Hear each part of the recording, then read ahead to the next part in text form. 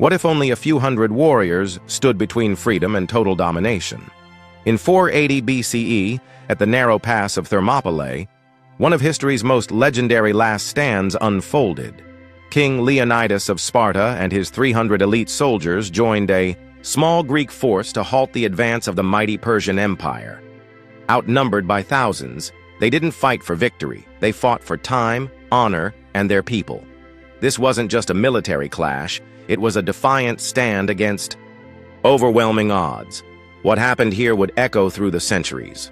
Thermopylae was where courage became myth. In the early 5th century BCE, Persia had grown into a colossal empire under King Xerxes.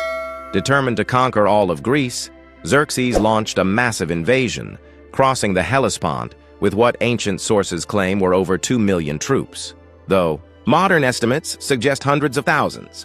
The Greeks, fragmented but fiercely proud, faced a dire threat.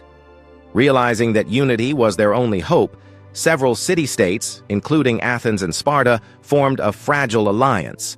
They decided to make a stand at Thermopylae, a narrow coastal pass perfect for defense.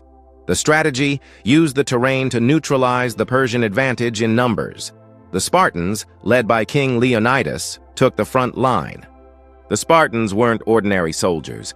They were raised from childhood for war. Trained to endure pain, fight without fear, and die without hesitation, they followed a strict warrior code. Leonidas selected 300 of his best men, all of whom had sons to carry on their names. He knew this could be a death mission. Alongside them stood a few thousand allies from other Greek regions, forming a united defense force. But it was the Spartans' discipline and bravery that defined the battle. They were there not just to resist, but to inspire all of Greece. As the Persian forces approached, the Spartans stood calm, shields raised and unshaken. For 2 full days, the Persians launched wave after wave of attacks. Yet the Greek phalanx, tight formations of overlapping shields and long spears, held firm. At Thermopylae, the narrow terrain worked perfectly. The vast Persian numbers became meaningless, funneled into a bottleneck of blood and chaos. Even the elite Persian immortals couldn't break through the Spartan lines. Leonidas personally led charges, rallying his men with unwavering resolve. Despite their exhaustion, the Greeks held back the tide.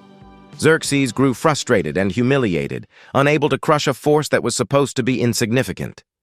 But heroism couldn't outlast betrayal. A local Greek named Ephialtes revealed a hidden mountain path to Xerxes, one that would allow the Persians to flank the defenders. Realizing they were about to be surrounded, Leonidas made a final decision. He dismissed most of the Greek troops, keeping only his 300 Spartans and a few hundred loyal allies. They would hold the pass to the death to buy time for the Greek cities to prepare. This act wasn't just tactical, it was symbolic. The Spartans chose sacrifice, knowing their story would live on longer than their lives. On the 3rd day, the Persians attacked from both front and rear. The remaining Greeks fought with fury, wielding swords, spears, and even their bare hands when weapons failed. Leonidas was killed early in the assault, and his men fought over, his body to keep it from being taken. Surrounded and exhausted, they fought until every last one had fallen. The battle was over, but the impact had just begun. Word of their sacrifice spread like wildfire. Across Greece, it lit a flame of resistance and unity. The Persian advance was stalled, morale broken. Thermopylae wasn't a victory by conventional standards, but it was a triumph of spirit. The sacrifice of the 300 Spartans became a rallying cry that ultimately helped unify the Greeks in future battles, like Salamis and Plataea, where they would turn the tide. Leonidas became a symbol of bravery, his statue still standing in modern-day Sparta.